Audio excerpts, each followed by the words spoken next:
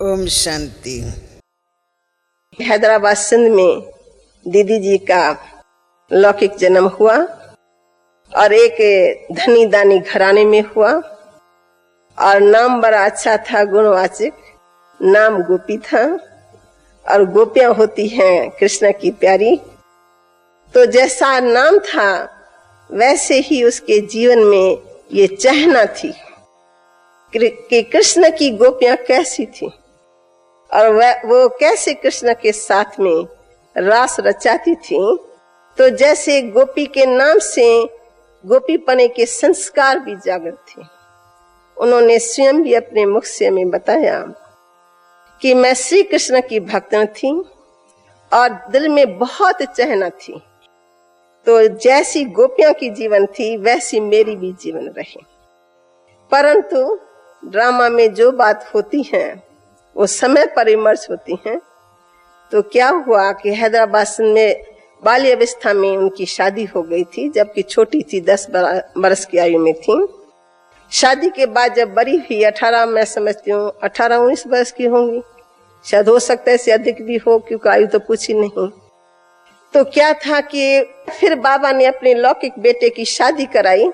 तो उस समय शादियों की सीजन होती है, कपड़े वगैरह कोई सिलाई नहीं करके देते हैं टाइम पर। तो बाबा को मालूम था कि ये जो गोपी है ये सिलाई करने में बहुत अच्छी, बहुत होशियार थी, हाथ की सफाई थी और वैसे बड़े घर में थी। तो इसको वास्तव में मशीन चलाने की दरकार नहीं थी, क्योंकि लौकिक में जहां शादी की वो भी अच्छा आदमी था, बहुत पैसे वाला था। लेकिन वो चाहती थी कि जितना मैं पैसा अधिक कमाऊंगी उतना मैं गरीबों को दान करूंगी और इस प्रकार की अपनी मेहनत का पैसा कमा करके दान करना, उसका जो फल मिलता है वो अच्छा होता है। इसलिए वो कहती थी मैं उस रुचि से धन कमाती थी और खूब अच्छे बड़े बड़े घर वाले इसको देते थे। तो कहा एक दिन बाबा को जरूरत पड़ी। तो बाबा को मालूम था कि क्वीन मदर है उसकी जो है ये जानती हैं। तो बाबा का बड़ा बेटा था ना, मानो बिरज, उसकी शादी होने वाली थी। तो उसके सारे जो कपड़े थे ना वो दीदी ने सिलाई किए और दीदी ने प्यार से कहा कि मैं इस मौके पर आपको दे दूंगी। तो जसोता को खातरी हो गई कि शादी परसों है, ये हमको 2 दिन के अंदर वस्त्र तैयार करके दे देंगे। तो समझो उस नाते से थोड़ा बाबा के घर में आने जाने का कनेक्शन जारी रहा। खैर, परंतु फिर भी घराना इनको टोटली अच्छा लगता था, क्योंकि भक्ति का बहुत प्रभाव था और स्वभाव में बाबा के घर में धन तो था, परंतु धन के साथ साथ भक्ति और निर्माणता का गुण था। बाबा एक छोटे से मकान में बैठा हुआ था और गीता का ज्ञान रियली चल रहा था। तो कहती मैं भी अपनी माता जी के साथ में गई जो दीदी ने सुनाया। मेरा सत्संग पूरा हुआ तो आनंद बहुत आया, क्योंकि मैं उसमें मगन थी। तो जब बाबा उठा नहीं तो बाबा को पता था ये बच्ची आई है, तो बाबा ने पास बुलाया। तो पास बुला करके कहा, बच्ची तुमने सुना, तुमको कैसा लगा? अच्छा लगा जैसे पूछा जाता है। तो कहा हाँ ज्ञान तो अच्छा लगा।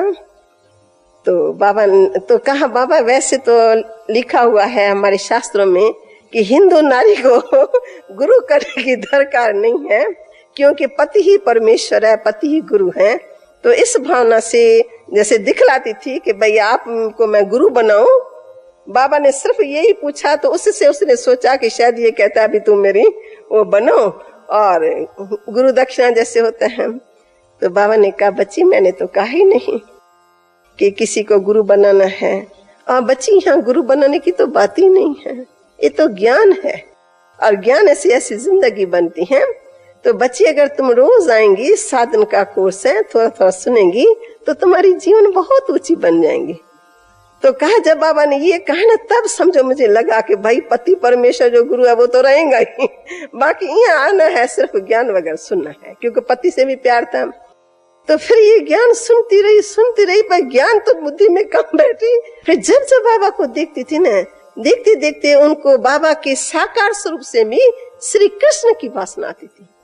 कहती थी मैं ट्रांस में भी नहीं जाती थी, परंतु एकदम से मेरे को पक्का भान हो गया कि मैं श्री कृष्ण के सामने हूँ। बाबा उधर जाए, बाबा उधर जाए, बस मेरे दुनिया के सब सुख अपने आप छूटते गए। एक भगवान की आकर्षण मेरे को पकड़ के खड़ी रही।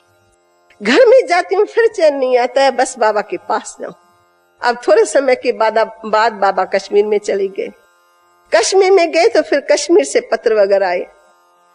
जब पत्र आती रही ना तो पत्रों को पढ़ पढ़ करके ये गोपी रोती रहती थी कि बाबा कब आएंगे, बाबा कब आएंगे। अब इतना दिन हुआ, पत्रों को प्यार करती थी, पत्रों को छिपा के रखती थी। और जैसे भी कोई सखी आई, सहेली आई, उसको पत्र दिखाती को बाबा ने कैसे पत्र लिखा है। तो बाबा के पत्र में एक रूहानी प्यार भरा हुआ है, चंद शब्दों में बहुत सुंदर पत्र है। पर इसको तो समझे प्यार हो गया ना बाप से, तो फिर उनके हर वस्तु से प्यार। तो कहा बाबा पति कहता है तुम मेरे साथ सिनेमा में चलो। तो मैं जाऊं, क्या करूं?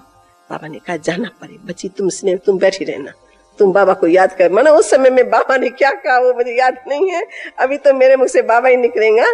तो तुम अपनी मस्ती में रहना। उस समय हम पता नहीं क्या क्या शब्द होते, शांत समाधि में रहना, ओम की उस मस्ती में रहना, निज स्वरूप में टिके रहना, ऐसे ऐसे शब्द थे। तो बाबा ने कुछ उसको बोला तो इसने कहा ठीक है, पर पति को खुश करना ऐसे नहीं कि बच्ची बड़े घर की हो, झगड़ा हो जाए तो सारी कन्या मातें बंद हो जाएंगी।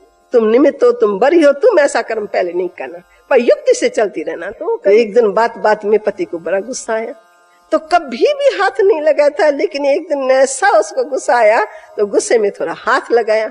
जब हाथ लगाया तो उसका चश्मा गिर गया और शीशा टूटा तो उसको बहाना मिल गया। तो उसने सब और थोड़ा वो किया कहा देखो आप तो मेरे को विकारों के कारण मारते हो, यानी आपको विकार प्यारी है या मैं प्यारी हूँ? अगर ऐसा है तो आप भले मेरे को छोड़ दो। कि जैसे इसके अंदर जो संस्कार थे ना, वो बड़े वंडरफुल संस्कार थे। मैंने घर में शादी तो की छोटेपन में, परंतु जैसे बड़ी भी तो उसके पिताजी का जब देहांत हुआ ना तो उसकी बुद्धि बहुत तेज थी। इसके पिताजी की उसका देहांत हुआ और क्वीन मदर कहती है वो सारी बुद्धि इसको मिल गई। इसकी बुद्धि बहुत तीक्ष्ण। तो समझो हमारे सेंटर में जब ओम मंडली खुली तो उसमें जब ये आने लगी ना तो सब में इसका अगवानी का पार्ट था, जैसे लीडर। और बाबा जब समर्पण हुए तो उसमें भी इसका नाम था। समर्पण होने के बाद हम कन्या माताएं आई तो हमको पढ़ना चाहिए, और हम लोगों को भी शादी के ऊपर बंधन पड़ता था। तो हम कहते थे कुछ ऐसा कुछ बने जो हमको यहाँ पनाह मिले, तो हम बहाने को बहाने इधर आते जाते रहे। तो दीदी ने कहा ठीक है बाबा के डायरेक्शन से कि बाबा मैं स्विंग जानती हूँ, सिलाई जानती हूँ, तो मैं 8-10 मशीनें लेकर के ना बाबा के घर में ओम मंडली के स्थान पर 8-10 मशीनें रख करके, वो लीडर थी और 2-3 ऐसी सखियों को इकट्ठा किया। भाई जो भी ऐसी बंदेली कुमारियां हैं जिनको माँ बाप शादी के लिए तंग करते हैं, तो उनको यहाँ बाबा का बनाने के लिए हम उनको स्विंग के हिसाब से बुलाएंगे। भाई किसको भी स्विंग सीखने हो तो यहाँ आ सकती है। तो उसमें मैं भी सीखने के लिए गई। तो आज स्कूल में ये सिखाती थी और योग लगा रहे हैं, शांत समाधि में बैठे हुए हैं, ध्यान में चले गए हैं, फिर रास रचा रहे हैं, फिर बाबा आ गया है, फिर मम्मा आ गई है। मानो क्लास स्विंग का है और बीच में ये सब रास उल्लास हो रहे हैं। मंडली के बाद हमारा ओम निवास खुला। तो ओम निवास में कुमारियां बच्चे सब रहने लगे, पालना पोषना का। तो ये ओम मंडली के कन्याओं को, माताओं को, जो बड़े बड़े घर वाली आते थे, तो जैसे सत्संग में अगवान होने के कारण सब उनको देख करके फॉलो करते। फिर कराची में कुछ समय जब बाद में हम भी बड़े हुए, समझदार हुए, क्लास खुला, ये हुआ वो हुआ, तो दीदी बनी कंट्रोलर और मैं बनी वाइस कंट्रोलर।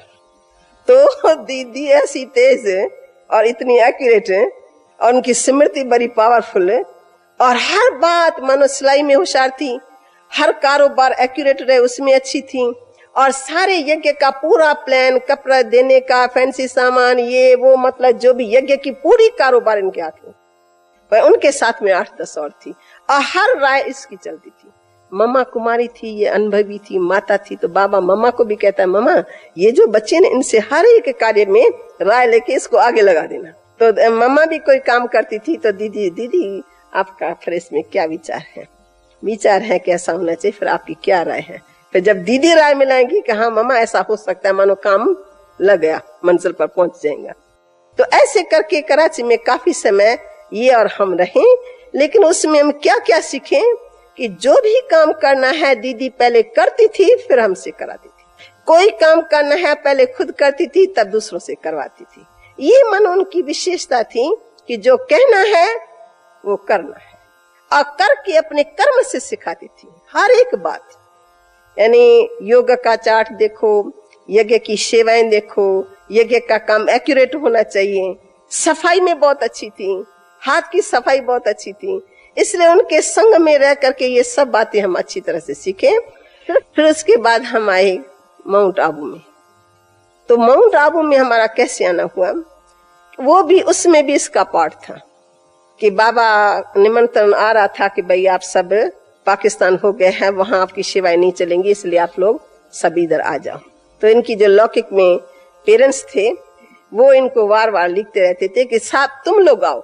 ये कहती है ये हो ही नहीं सकता कि हम 6 घर के मेंबर वहां आए, हमारी ये जॉइंट फैमिली है, आएंगे तो सब आएंगे, नहीं तो एक भी नहीं आएगा।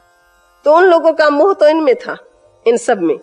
पर ये इसने साफ लिख करके दिया, अगर निमंत्रण देते हो, बुलाना चाहते हो, तो समझो सारा ईश्वरी विश्वविद्यालय आएगा।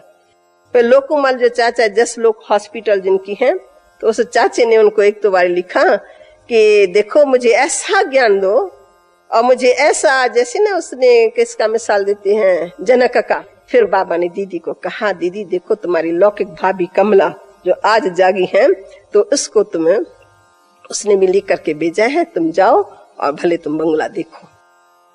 तो ये सोचती थी कि इतने बड़े ईश्वरी विश्वविद्यालय को मैं मकान दूं, देखूं, मैं खुद पसंद करूं, ये कैसे होगा।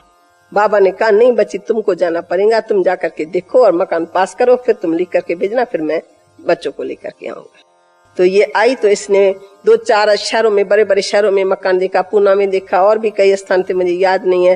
तो अहमदाबाद में गई, तो जो इनके लौकिक घराने का गुरु था गंगेश्वर, उन्होंने उनको राय दी कि आपको बाबा कहता है पहाड़ों पर होना चाहिए, पहाड़ों पर तो ये आबू पर्वत बहुत अच्छा है। तो उसने ये आबू की राय दी और उस आधार से दीदी आबू में आई अपने लौकिक संबंधों के साथ में।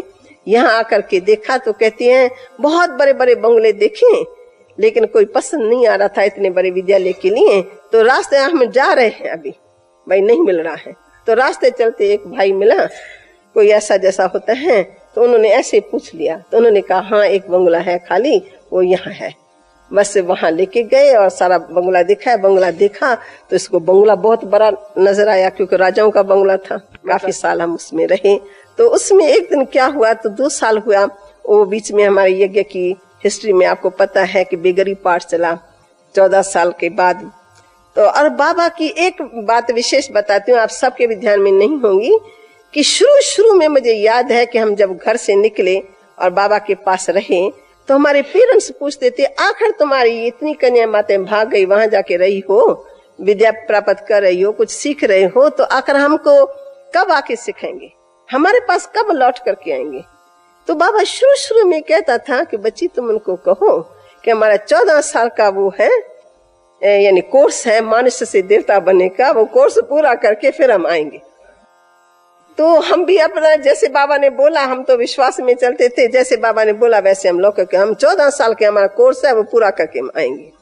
अब ये सचमुच 14 साल हमारे माउंट आबू में आके पूरा होते थे। जब पूरा हुआ और हमारा बेगरी पाठ शुरू हुआ, अब न चाहते हुए भी हमको यज्ञ के लिए प्यार है, और इतनी जो पालना ली तो उसका अंदर रग रग में था कि इसका रिटर्न हम कब देंगे, कैसे देंगे।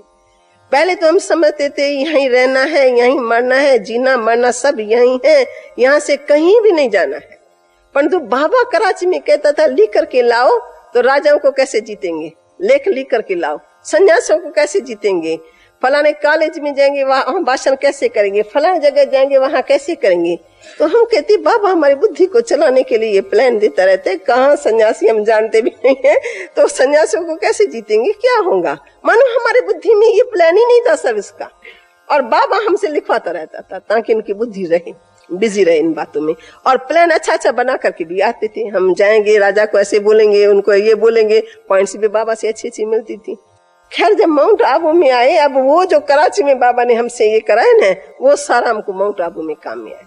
उसमें दीदी का कैसा साथ रहा। तो बेगरी पाठ था, बाबा बार बार हम ज्ञान गंगाओं को देखे, कहिए बच्ची तुमको आवाज नहीं आता है। हम सब बैठे हैं बाबा के सामने, नजदीक थे ना बाबा के, और दीदी हमको बाबा के समीप बहुत ले आई। हमारा कनेक्शन दीदी के साथ, दीदी का कनेक्शन बाबा के साथ, तो जरूर बात करते बाबा के पास चले जाते थे। अनेक बातें ये बाबा से करती हैं, बाबा उनको जवाब देता है और हम बच्चे सीखते रहते हैं। तो हम बाबा के समीप आ गए। जैसे दीदी हल्की होके बाबा से बात करती थी ना, जैसे भगवान को भी बाप बना दिया, भगवान को सखा बना दिया, मित्र बना दिया। तो जैसे जैसे हंसती थी बोलती थी हमारे में भी वो संस्कार पड़ गए। तो बाबा ने कहा बच्ची ऐसी दुनिया आपको पुकार रही है, दुनिया आपको याद कर रही है और आप यहाँ बैठी हो, आपको ये संकल्प नहीं आता है कि ऐसे जो हमारे गरीब भाई बहन है, जो बिल्कुल भिखारी हैं, पतित हैं, उनको जाकर के हम पावन बने? तो ऐसा कभी संकल्प नहीं आता है। तो हमने कहा रोज रोज बाबा कहते हैं, तो हमने दीदी को पकड़ा, दीदी आज मीटिंग करो। जैसे आपस में बैठ के कॉन्फ्रेंस करते ना, तो हम चारों ने मीटिंग की बिरजा भवन की कोठी में। तो हमने बहुत गहराई से सोचा कि बाबा की इस प्रेरणा में क्या भरा हुआ है, हम जाए तो कहाँ जाए? दुनिया को देखा नहीं, मनुष्यों को जानते नहीं, ट्रेनर को जानते नहीं, सिक्के बदल गए, जमाना बदल गया, बाबा रोज रोज हमारा नाम लेता है। दीदी आप बताओ हम किस तरह से बाबा की आश को पूर्ण करें? तो फिर प्लान बनाते बनाते, रतनमणि भी थी, मैं, 4 जने थे। तो प्लान बना के सबसे पहले जिसके भी संबंधी दिल्ली के अंदर हो ना, तो पहले दिल्ली के अंदर जाए और संबंधियों का निमंत्रण लेंगे और निमंत्रण पर जाकर के फिर हम सेवा करेंगे, मंदिरों में जाएंगे, जो जो प्लान कराची में बना ना वो वहाँ काम में लाए। दीदी ऐसे तो मेरे रिश्तेदार है दिल्ली के अंदर, तो कहा बस उनको तुम चिट्ठी डाल दो, तुम चिट्ठी बाबा को बता देंगे प्लान, तुम चिट्ठी डालो, उनका निमंत्रण आवे, फिर बाबा को तुम कहना कि बाबा निमंत्रण आया, हम जाते उनकी सेवा करने। तो हमारे को ना पावरफुल निमंत्रण आ गया। तो ट्रेन में क्या क्या ज्ञान देना शुरू कर दिया। जब सेवा करने जाते थे तो वो कहती तुम दोनों भाषण करने में अच्छी हो ना, तुम जाओ, मैं घर में बैठी हूँ। और जब हम सेवा करके लौटते थे, सारे भंडारे की सफाई, सारे घर की सफाई बिल्कुल एक्यूरेट। घर आओ तो जैसे मंदिर बना, छोटी सी झोपड़ी तो अभी भी सजी हुई रहेगी। ऐसे काफी समय हमारा मानो दिल्ली के अंदर बीता।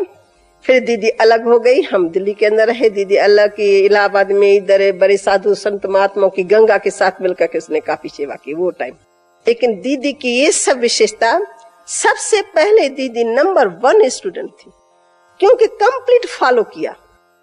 जैसे बाबा सुप्रीम टीचर, तो ऐसे बाबा स्टूडेंट भी नंबर 1, टाइम पर रहना, पढ़ाई को पढ़ना, पॉइंट्स नोट करना। तो दीदी के अंदर पॉइंट्स नोट करने का संस्कार, क्लास में टाइम पर आना है उस बात पर ध्यान, और बाबा जो कहे वो करना है। तो श्रीमत पर चलने की बहुत बड़ी शक्ति थी उसके अंदर। सारी लाइफ हम देखते हैं कि श्रीमत पर कदम कदम पर चली है। और दूसरा, निश्चय का फाउंडेशन बहुत गहरा, कोई हिला न सके। तीसरी बात कि सरेंडर, तो कंप्लीट सरेंडर। फिर उसके सरेंडर के बाद उसको लाइफ में कभी भी लौकिक घर की, धन की, दौलत की ये आकर्षण नहीं है। बस हर एक को सखी बनाए, ये तो दीदी की विशेषता थी। जो आएंगे तुम तो मेरी सखी हो, छोटी बच्ची भी आएगी तुम तो मेरी सखी हो, कोई बांध लेंगे तू तो मेरी सखी हो। सखी बना करके उससे बातें जीते करके उसके दिल को जीत लेती थी।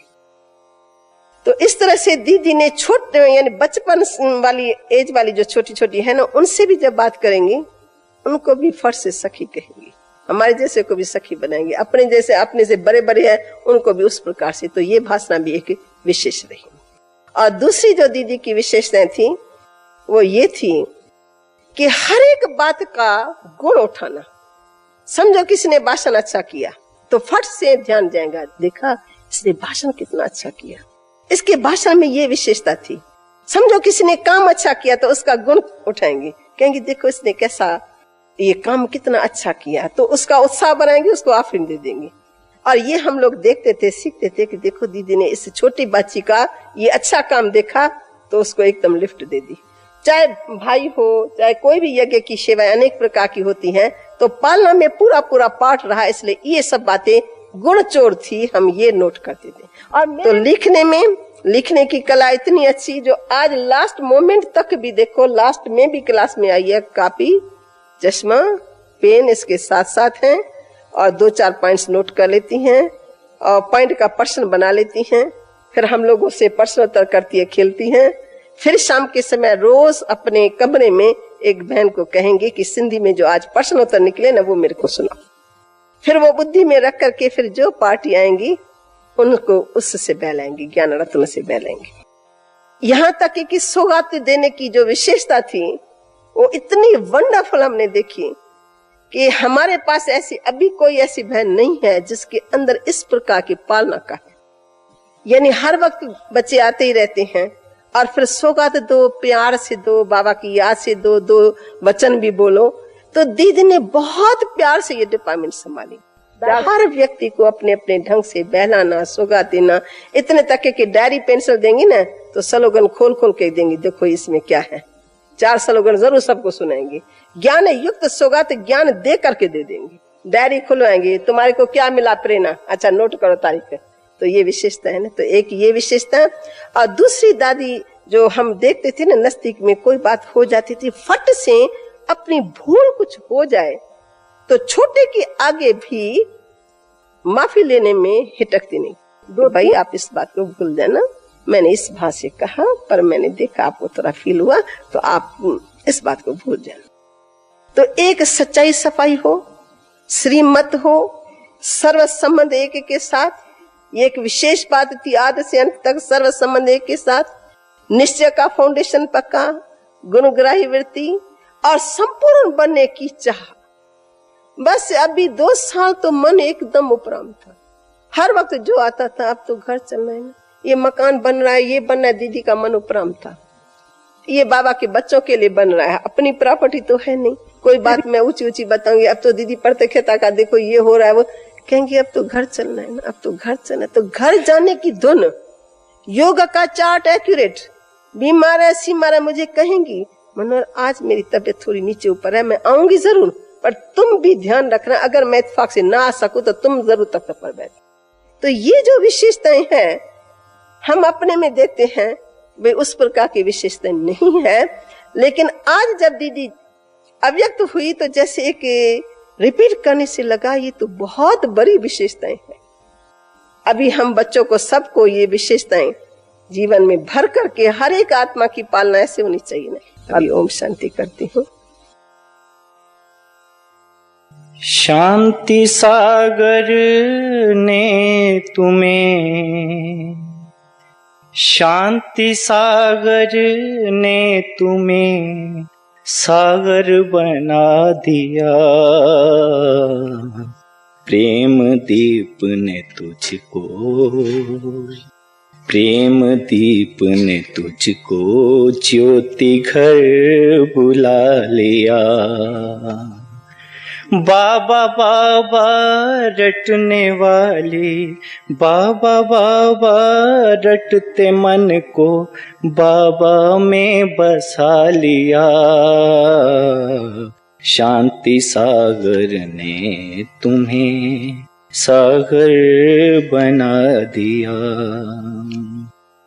छोड़ के देह के बंधन बाबा साथी बना लिया। शांति सागर ने तुम्हें सागर बना लिया। पर ये तो बताओ मन को मोहने वाली दीदी, ओ मीठी दीदी, मीठे मधुबन वाली, एक नजर से उड़ाने वाली, वतन की सैर कराने वाली। फिर मिलेंगे कब हम तुझसे, फिर मिलेंगे कब हम तुझसे, पाएंगे माँ का प्यार तुझसे, ये तो बता जरा। शांति सागर ने तुझे सागर बना दिया। पाएगा परिवार कब दोनों ताज दादी दीदी, शक नहीं कि इसमें तू रहेगी सदा मधुबन में ही। हर मधुबन निवासी के, हर ब्राह्मण के दिल में ही खुशबू तेरे गुणों की रहेगी सदा मधुबन में ही। देखते रहेंगे तुझको हम तो सदा सदा, देखा तुझको हमने मधुबन में सदा। मुबारक तुझको यही लाखों बार वतन की संपन्न फरिश्तों का सेवा का बाबा का साथ। मिलोगी हमको तारों से पार, देख रही हो हमको आप ऊपर से बाबा के साथ। मिलना चाहे साकार में सभी, दीदी दिल से सुन लो आज। बाबा बाबा रटते मन में बाबा बसा लिया। शांति सागर ने तुझे सागर बना लिया। प्रेम दीप ने तुझको ज्योति घर बुला लिया। बाबा बाबा रटने वाली, बाबा बाबा रटते मन में बाबा बसा लिया। छोड़ के देह के बंधन बाबा अपना बना लिया। हमको प्यारे बाप दादा की महावा की याद दिलाते हैं तो अकाल तख्त पर विराजमान हो जाओ, अपनी स्वधरों की सीट पकड़ लो, तो जैसी रही वृत्ति वैसी रहेगी दृष्टि, वैसी रहेगी अवस्था। बोलो तो प्यारे बाप दादा के मीठे मीठे चेतन फूलों ऐसी समझ रही है तो आज तो जैसे हम चेतन फूलों के बगीचे का सैर कर रहे हैं। बस बेशब्द बात की दूसरी साकार में बाबा ने सुनाया तो ज्ञान के ऊपर ज्ञान सुनाने में जोर भरा है। वैसे अब अव्यक्त रूप में कहे तो मुख्य है अवस्था और कोई भी कार्य हुए उस दिन में ही शांत और फिर बाकी क्या रहे। बाकी देखना जो 2 घंटे में सर्विस की रिजल्ट भी नहीं निकले वो 2 मिनट में रहे। तो मिलने के समय ओम शांति से मिलना है और एक दो से मीठे बोल बोल करके याद दिलाना है घर। अब घर चलना है, अब घर चलना है, अब घर चलना है। चला